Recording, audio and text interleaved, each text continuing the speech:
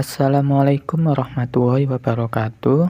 Perkenalkan, kami dari kelompok 2. Di kesempatan kali ini kami akan mempresentasikan hasil dari kerja kelompok kami, yaitu analisis pengendalian mutu produk ayam potong. Nah, kelompok kami yaitu terdiri dari 4 anggota. Yang pertama adalah Muhammad Adi Setiawan, yang kedua adalah Ramanda, yang ketiga adalah Bayaki, dan yang keempat adalah saya sendiri, Muhammad Syarul Ibadi. Untuk pembahasan yang pertama adalah profil perusahaan PT XYZ. Industri ayam boiler merupakan salah satu faktor bisnis yang memiliki peran penting dalam memenuhi kebutuhan protein hewani masyarakat Indonesia. Tingginya permintaan daging ayam menurun perusahaan peternak untuk menghasilkan produk dengan kualitas yang baik, tingkat moralitas yang rendah, serta bobot panen yang seragam. PT XYZ merupakan perusahaan peternak ayam potong dengan kapasitas pemeliharaan sebesar 14.000 ekor per siklus produksi. Dalam proses produksi, masih ditemukan beberapa ketidaksesuaian seperti kematian ayam, bobot tidak seimbang, cacat fisik, dan ayam sakit yang berpotensi menurunkan keuntungan perusahaan. Pembahasan yang kedua yaitu rumusan masalah. Yang pertama adalah apa saja ketidaksesuaian yang terjadi pada peternakan ayam boiler PT XYZ. Yang kedua adalah faktor apa saja yang menyebabkan tingginya tingkat kematian ayam. Yang ketiga adalah bagaimana prioritas permasalahan berdasarkan analisis Pareto. Yang keempat adalah bagaimana usulan perbaikan yang dapat diterapkan untuk meningkatkan kualitas produksi. Untuk pembahasan selanjutnya yaitu flowchart proses produksi ayam boiler. Nah, di sini ada tabel tahapan proses. Yang pertama adalah penerimaan dok. Inputnya adalah dok atau ayam. Untuk potensi masalahnya yaitu lemah atau sakit, outputnya dok sehat. Yang kedua adalah penempatan dok. Inputnya adalah dok plus kandang. Untuk potensi masalahnya yaitu stres dok. Untuk output, adaptasi awal. Yang ketiga adalah pemberian pakan. Inputnya adalah pakan starter. Untuk potensi masalahnya yaitu bobot tidak merata. Outputnya adalah pertumbuhan ayam. Yang keempat adalah pengaturan suhu. Inputnya adalah pemanas kandang. Potensi masalahnya adalah overheat atau cold stress. Outputnya adalah suhu stabil. Yang kelima adalah vaksinasi. Inputnya adalah vaksin. Potensi masalahnya adalah vaksin tidak merata. Untuk output yaitu ayam kebal penyakit. Yang keenam adalah sanitasi kandang. Inputnya adalah desinfektan. Potensi masalahnya adalah penyakit meningkat. Untuk output kandang bersih. Yang ketujuh adalah monitoring bobot. Inputnya adalah timbangan. Untuk potensi masalahnya yaitu bobot tidak seimbang. Outputnya adalah data pertumbuhan. Yang ke-8 adalah panen. Inputnya ayam siap dijual. Potensi masalahnya yaitu cacat fisik saat panen.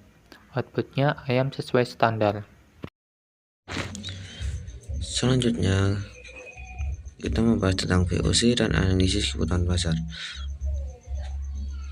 Dari data yang saya dapat, kebutuhan pelanggan ada 8, yaitu ayam sehat dan tidak mudah mati dengan tingkat critical to quality-nya, tingkat kematian dengan bobot kepentingan 5, dan kepuasan saat ini 2,4 dari 5. Untuk kedua yaitu bobot ayam seragam dengan critical to quality-nya, keseragaman bobot panen dengan bobot kepentingan 5, kepuasan saat ini 2,8 per 5. Dan yang ketiga yaitu ayam tidak cacat fisik dan critical to quality-nya persentase cacat fisik, bobotnya yaitu 4 dengan kepuasan saat ini 3 dari 5. Untuk yang keempat yaitu ayam bebas penyakit dengan critical to quality, tingkat kesehatan ayam, Untuk bobot kepentingannya yaitu 5, kepuasan saat ini 2,6 dari 5. Untuk yang kelima, pengiriman tepat waktu dengan critical to quality-nya ketepatan distribusi dengan bobot kepentingan 4 dan kepuasan saat ini adalah 3,5 dari 5. Untuk yang ke-6, kualitas daging baik dengan critical to quality-nya kondisi di fisik ayam dengan bobot kepentingan 5 dengan kepentingan saat ini yaitu 3,2 per 5. Dan untuk yang ke-7 yaitu kebersihan kandang terjaga dan olapan bahkan berkualitas dengan bobot 4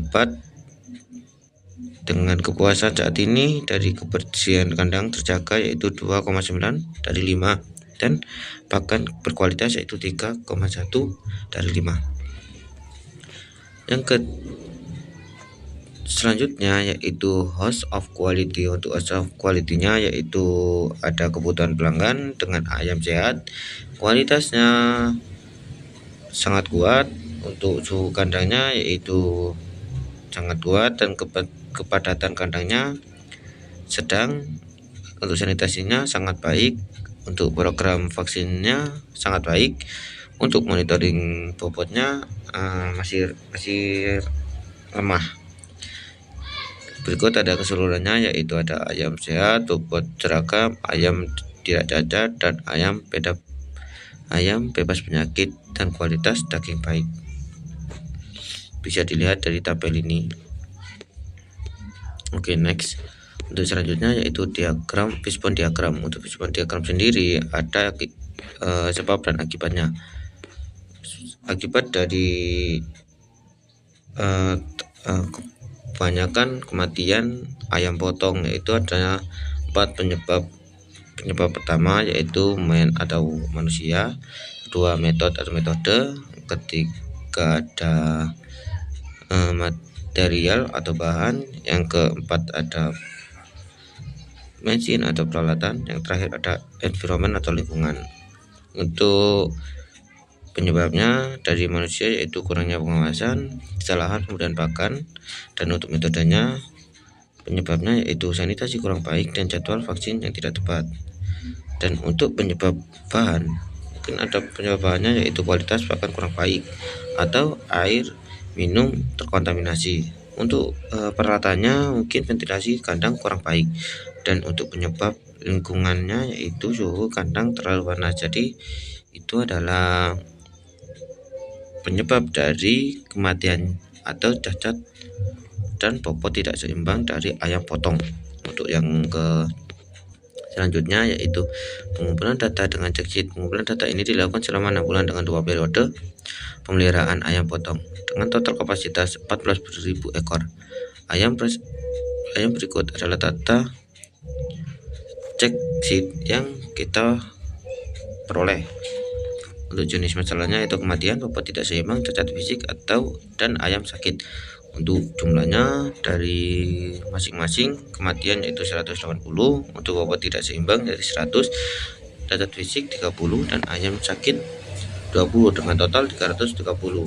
Untuk presentasinya yaitu dengan cara jumlah cacatnya dibagi dengan seluruh kapasitas dikali 100%. Untuk hasilnya yang kematian yaitu 1,29%, dan untuk yang tidak seimbang yaitu 0,71%. Untuk yang cacat fisik 0,14%, dan yang sakit yaitu untuk yang cacat fisik yaitu 0,21%, dan untuk yang sakit yaitu 0,14%. Untuk hasilnya yaitu 2,35%. Selanjutnya akan dilanjutkan oleh teman saya. Baik, di sini saya akan melanjutkan presentasi dari teman saya, dan di sini saya akan menjelaskan tentang stratifikasi. Stratifikasi ini digunakan untuk mengelompokkan data berdasarkan jenis masalah sehingga lebih mudah dianalisis dan diketahui kategori yang paling dominan. Dan berikut adalah tabel stratifikasi. Dan jenis masalahnya adalah, untuk yang pertama, kematian ayam, jumlah 180 dan persentase 54,5%. Yang kedua, bobot tidak seimbang. Jumlahnya ada 100, untuk persentasenya ada 30,3%. Untuk yang ketiga, ada cacat fisik, jumlahnya ada 30 dan persentasenya ada 9,1%. Untuk yang keempat, ayam sakit, jumlah ada 20 dan persentasenya ada 6,1%. Jadi, dari sertifikasi ini dapat disimpulkan bahwa nilai kematian berkontribusi paling besar, yaitu 54,5%, dan ayam sakit menyumbangkan kontribusi terkecil sebesar 6,1%. Dan berikutnya adalah diagram Pareto. Diagram Pareto ini digunakan untuk menentukan masalah yang paling dominan. Dan prinsip Pareto ini menunjukkan bahwa sebagian besar masalah biasanya disebabkan oleh beberapa faktor utama yang perlu diprioritaskan untuk diperbaiki. Dan berikut adalah tabel diagram Pareto. Untuk jenis masalahnya, untuk yang pertama ada ayam, jumlah 180, untuk presentasinya 54,5%, kumulatif 54,5%, dan prioritasnya sangat prioritas. Untuk jenis masalah yang kedua ada bobot tidak seimbang, jumlah 100 dan persentasenya ada 30,3%, untuk kumulatifnya 84,8% dan prioritasnya prioritas. Untuk masalah yang ketiga ada cacat fisik. Untuk jumlahnya sendiri ada 30 dan persentasenya ada 9,1%. Kumulatifnya ada 93,9%, prioritasnya sedang. Untuk jenis masalah yang terakhir adalah ayam sakit. Untuk jumlahnya yaitu 20, presentasinya 6,1%, kumulatif 100%, prioritas rendah. Jadi, dua masalah utama yang kematian ayam dan bobot tidak seimbang menyumbang 84,8% dari total masalah utama. Oleh karena itu, fokus perbaikan diarahkan pada kedua faktor tersebut. Histogram. Histogram ini digunakan untuk melihat distribusi data dan mengetahui frekuensi kejadian dari setiap kategori masalah yang terjadi selama proses pemeliharaan. Dan data histogram ini digunakan untuk mengetahui distribusi kecacatan produk ayam potong selama 35 hari pengamatan di PT XYZ. Dan berikut adalah tabel frekuensi. Untuk yang pertama, interval kecacatan ada 3-5. Untuk frekuensinya ada 4. Untuk yang kedua, interval kecatatannya ada 5-6. Untuk frekuensinya ada 8. Untuk yang ketiga 7-8. Untuk yang frekuensinya ada 8. Untuk yang keempat interval kecatatannya 9-10. Frekuensinya ada 6. Untuk yang kelima interval kecatatannya ada 11-12.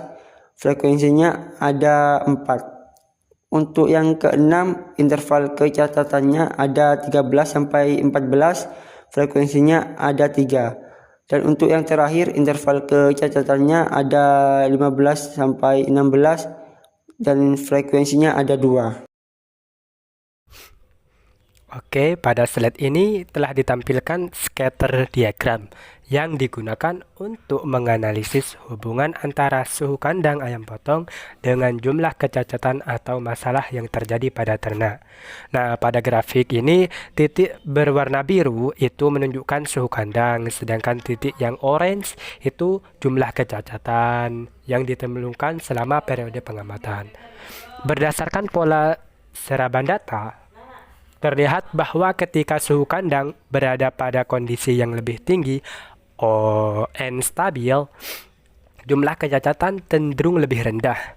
Dan itu sebaliknya, ketika suhu mengalami perubahan atau tidak berada pada kondisi optimal, jumlah kecacatan itu anjlok ke atas. menjadi lebih tinggi. Nah, dari grafik itu juga kita dapat mengamati bahwa kedua variabel menunjukkan tren yang menurun.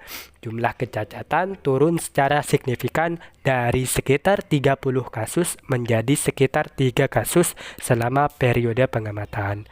Penurunan ini mengidentifikasikan bahwa pengendalian suhu kandang yang baik dapat memberikan dampak positif terhadap kualitas pemeliharaan ayam potong.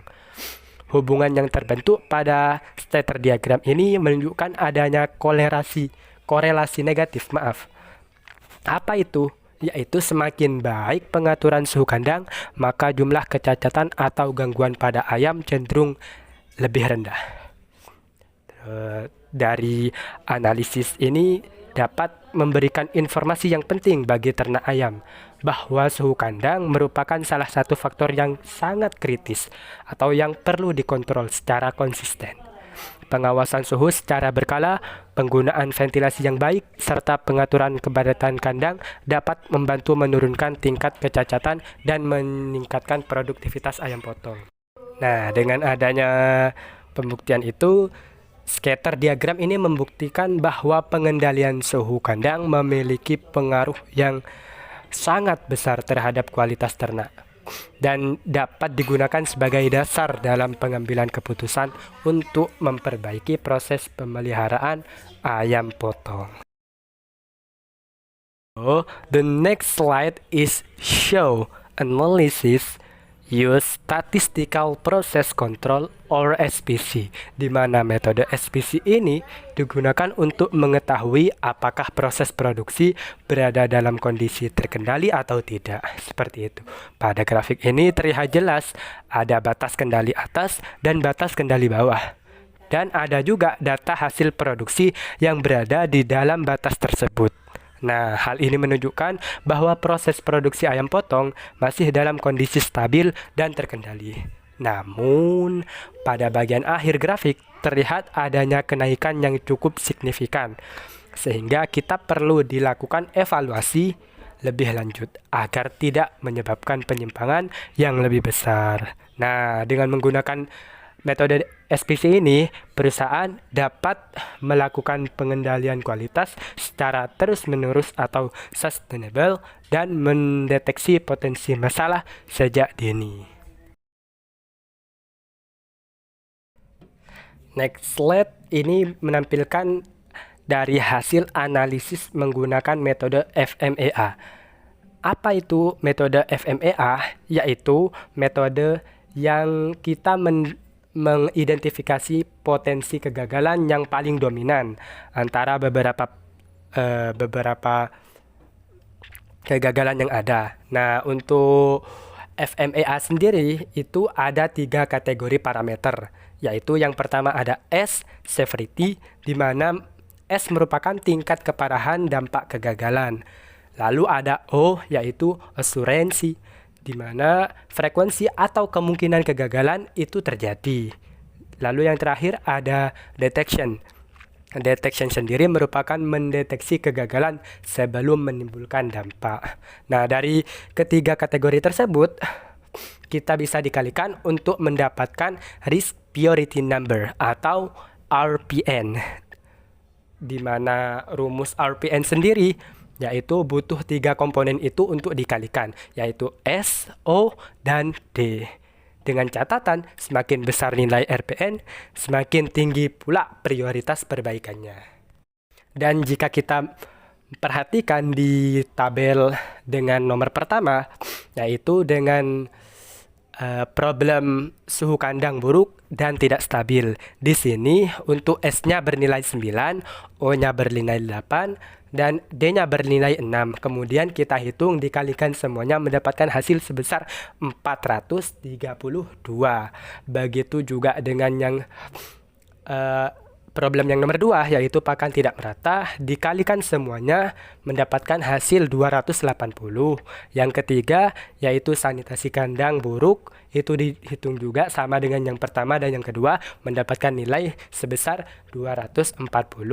Yang keempat, mendapatkan nilai sebesar 160, di mana nomor 4 ini problemnya merupakan penanganan panen kasar. Lalu yang terakhir ada monitoring kesehatan kurang, di mana ini memiliki nilai RPN sebesar 112. Terus dari hasil tersebut dapat kita simpulkan bahwa fokus utama perusahaan harus diarahkan pada pengendalian suhu kandang, because this is yang paling tinggi nilai RPN-nya. Untuk distribusi pakan dan peningkatan sanitasi kandang itu juga perlu diperhatikan karena lumayan cukup tinggi untuk menurunkan risiko kegagalan serta meningkatkan kualitas produksi ayam potong.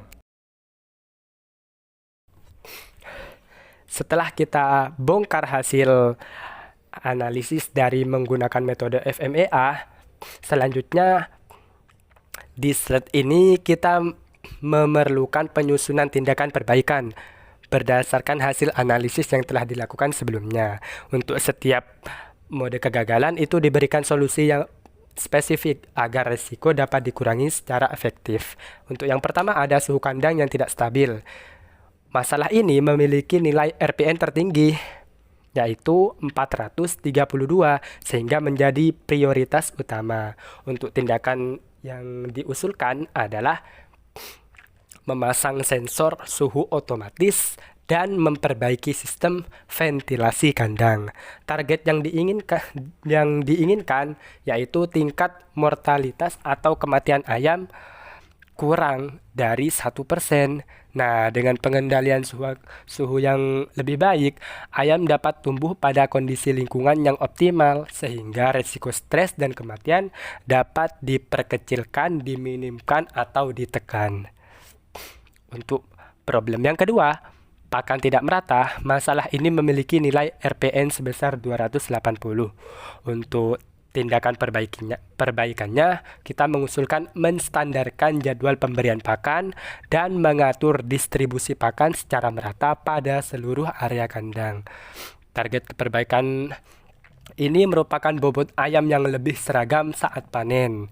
Dengan distribusi pakan yang merata, seluruh ayam memperoleh nutrisi yang sama, makanan yang sama, kebutuhan gizi yang sama, sehingga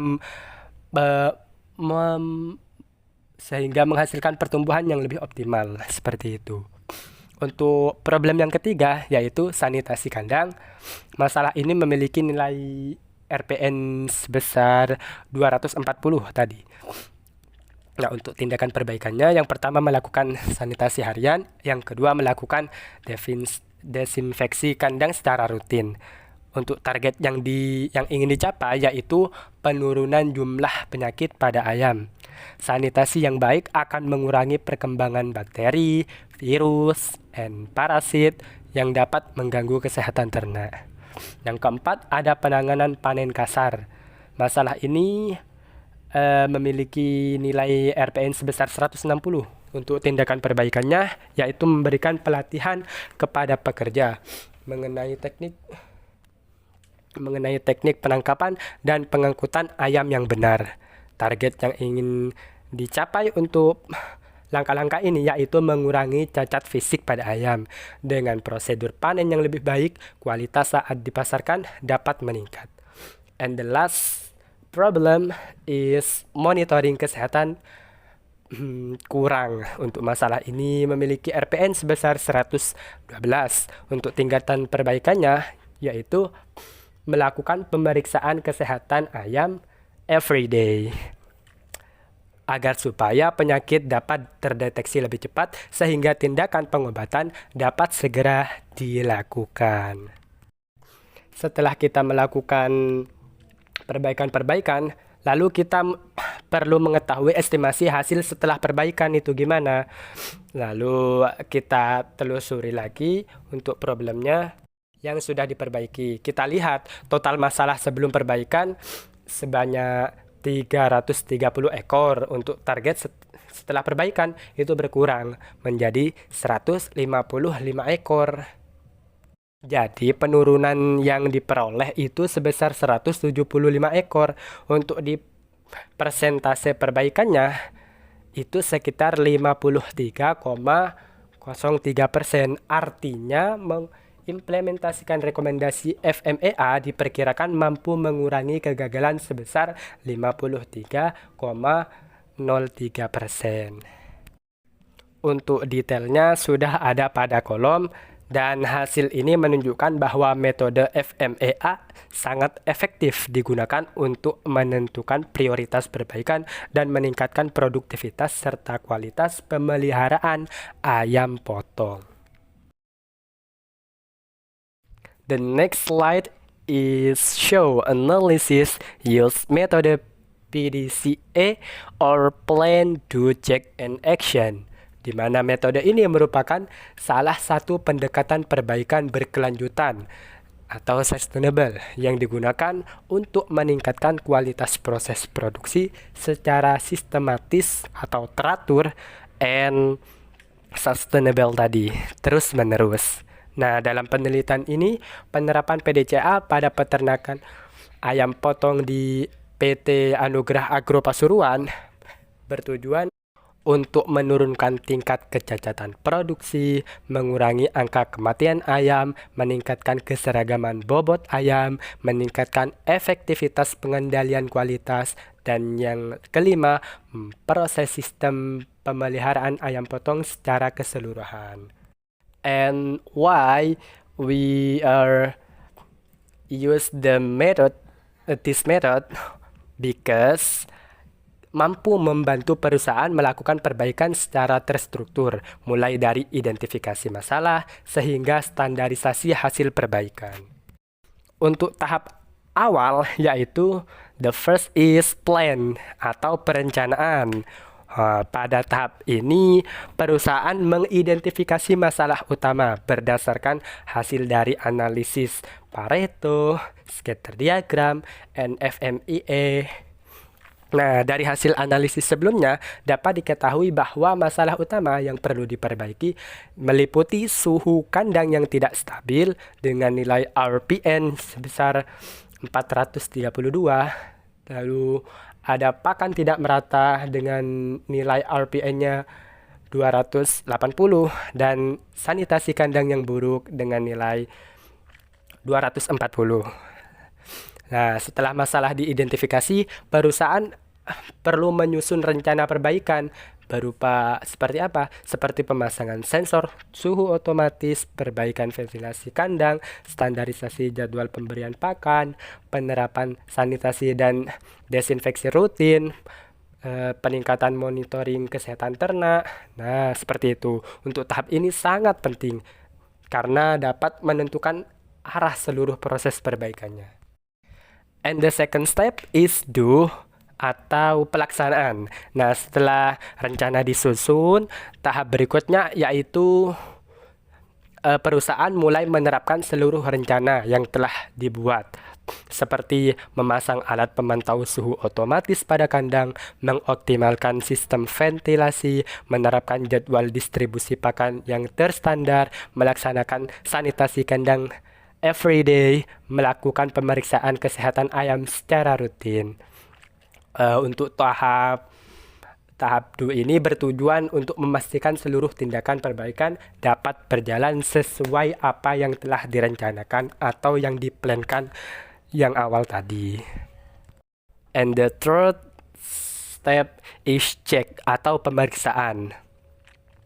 Setelah perbaikan diterapkan, perusahaan perlu melakukan cek atau evaluasi. Pada tahap ini dilakukan pengukuran terhadap hasil perbaikan dengan membandingkan kondisi sebelum dan sesudah implementasi.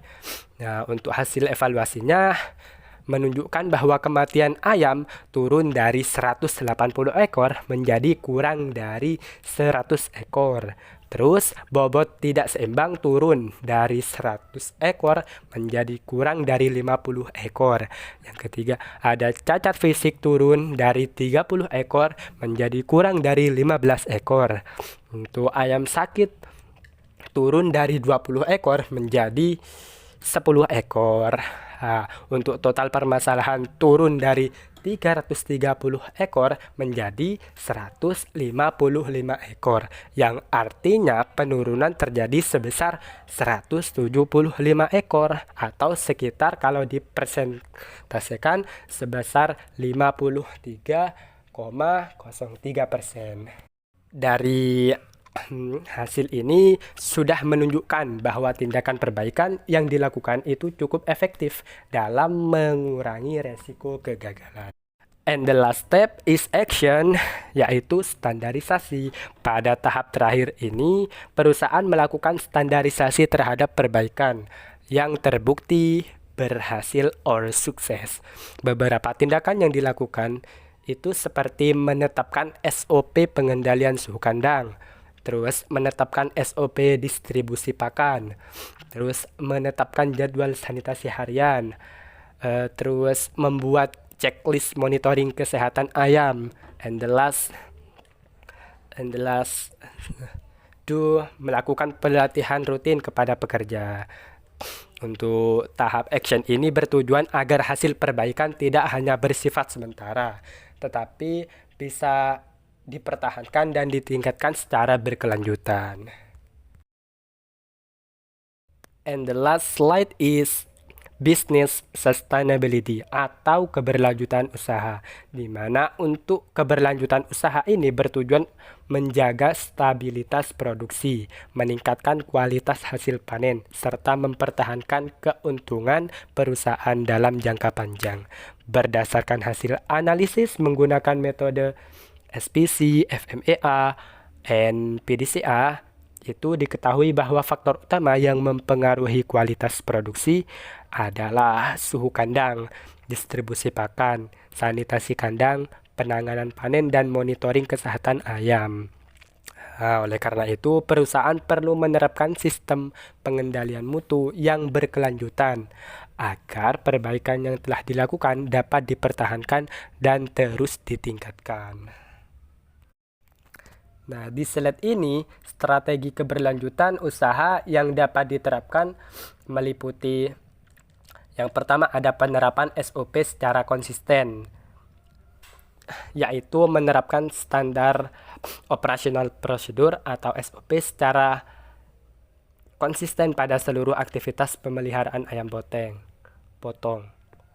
Untuk SOP-nya sendiri, yaitu mengatur suhu kandang, jadwal pemberian pakan, sanitasi kandang, pemeriksaan kesehatan ayam, dan proses panen gitu. Dengan adanya SOP yang jelas, variasi proses dapat dikurangi sehingga kualitas produksi menjadi lebih stabil. Untuk yang kedua ada pengendalian suhu dan lingkungan kandang. Berdasarkan hasil FMEA tadi, suhu kandang memiliki nilai RPN tertinggi, yaitu 432, sehingga menjadi faktor yang paling kritis. Lalu perusahaan dapat melakukan yang namanya pemasangan sensor suhu otomatis atau monitoring suhu harian. Seperti itu. Untuk target yang dicapai biasanya untuk menurunkan angka kematian ayam hingga di bawah 1%. Untuk yang ketiga, ada peningkatan kualitas pakan dan air minum.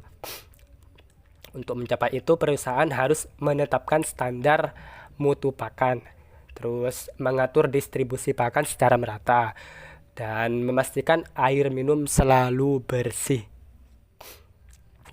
Karena kualitas pakan yang baik akan mendukung pertumbuhan ayam yang lebih seragam. Yang keempat ada pelatihan dan pengembangan pekerja, di mana dalam hal ini perusahaan harus melakukan pelatihan secara berkala, terus memberikan pemahaman mengenai SOP-nya, terus melatih pekerja dalam penanganan ayam saat panen. Yang kelima, ada monitoring dan evaluasi berkala. Untuk parameter yang dipantau dalam hal ini yaitu meliputi tingkat kematian ayam, jumlah ayam yang sakit, keseragaman bobot, dan tingkat kecacatan produk. Itu data yang diperoleh kemudian dianalisis menggunakan metode SPC. Untuk apa? Untuk mengetahui apakah proses masih berada dalam batas kendali atau tidak. Yang keenam, ada penerapan continuous improvement. Untuk Continuous improvement itu setiap masalah yang muncul harus diidentifikasi, terus dianalisis penyebabnya apa, terus dilakukan tindakan perbaikinya seperti apa, dan dievaluasi hasilnya. Jika sudah bagus, pertahankan. Jika masih belum bagus, perlu diperbaikan lagi. Karena apa? Karena dengan cara ini perusahaan tidak hanya menyelesaikan masalah, tapi juga mencegah masalah yang sama akan terulang kembali. Untuk yang terakhir ada menjaga kepuasan pelanggan. Di mana-mana tujuan akhir dari seluruh perbaikan itu yaitu meningkatkan kepuasan pelanggan. Karena pelanggan itu menginginkan ayam dengan kualitas baik, bobot yang sesuai standar, produk yang sehat dan aman dikonsumsi. Jika kualitas dapat dijaga secara konsisten, maka kepercayaan pelanggan itu akan meningkat dan hubungan bisnis dapat terjaga dan beroperasi dalam jangka waktu panjang. Keberlanjutan usaha bukan hanya mempertahankan hasil yang sudah baik, tetapi juga memastikan bahwa setiap proses terus mengalami perbaikan sehingga perusahaan mampu berkembang secara berkelanjutan dan menghasilkan produk yang sangat berkualitas. Well, we have come to the end of our presentation. Thank you so much for staying with us and for your attention, guys. We hope this presentation has been useful and informative. See you in the next video and thank you for watching, guys. Bye-bye.